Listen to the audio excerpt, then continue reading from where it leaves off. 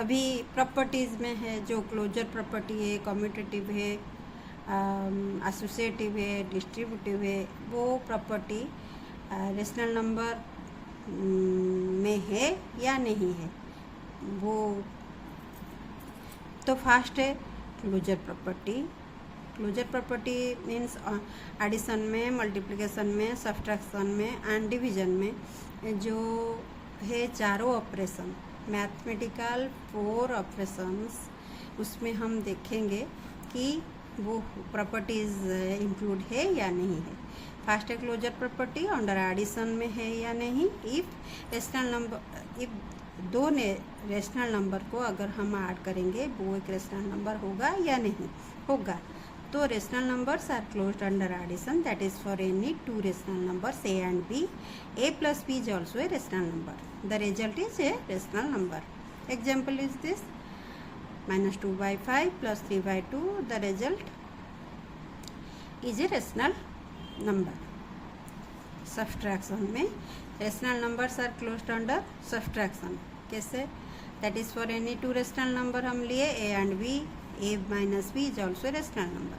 Example ले लेंगे हम 5/6 minus 4/3. The answer is -3/6 which is or -1/2 और it is a rational number. अभी सब्ट्रैक्शन तो मान लिया, अभी आया मल्टीप्लिकेशन के लिए। मल्टीप्लिकेशन में अगर हम 2 रेशनल नंबर को मल्टीप्लाई करेंगे तो आंसर जो आएगा वो भी रेशनल नंबर होगा। तो rational number is closed under multiplication. In case of division, if any rational number A divided 0 is not defined, so rational number is not closed under division. अभी closure property के बाद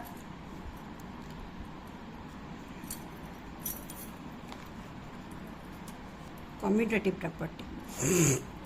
commutative means a plus B, addition के लिए a plus B is equal to B plus A, multiplication के लिए a into B is equal to B into A, subtraction के लिए a minus B equal to B minus A, और division के लिए a divide B is equal to B divide A होगा या नहीं।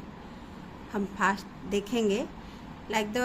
Like this we can find rational numbers are closed under commutative property or not. कैसे? Addition के लिए हम देख सकते हैं a plus B B plus A equal होगा, तो इसके लिए yes है।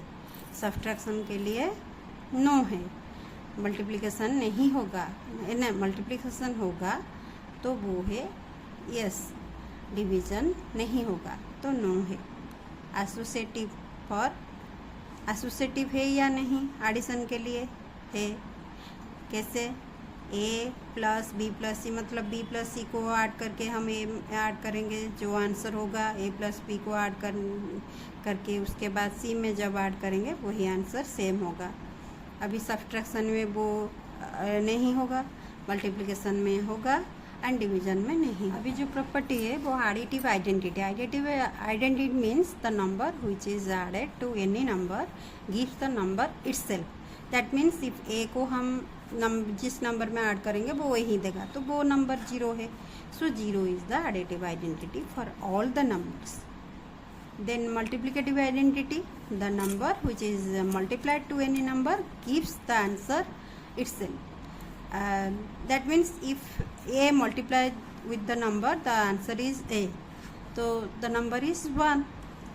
So 1 is the multiplicative identity for all the numbers. अभी जो है एडिटिव इन्वर्स, वो क्या है? एडिटिव इन्वर्स मीन्स वो एक नंबर होगा जो उसी नंबर में ऐड करने से आंसर 0 होगा। तो क्या होगा? तो पॉजिटिव नंबर का नेगेटिव पार्ट को हम ऐड करने से आंसर 0 होगा। दैट मीन्स इफ हम a लेंगे तो a में माइनस a ऐड करने से 0 होगा। The sum of 2 numbers is 0, that a plus minus a is equal to 0। So the additive inverse of 1/2 is -1/2। That means एक नंबर का एडिटिव इन्वर्स उसका नेगेटिव नंबर होगा, नेगेटिव साइन का number होगा। तो मल्टीप्लिकेटिव इन्वर्स क्या है? Multiplicative inverse में उनका मल्टीप्लिकेशन 1 होगा।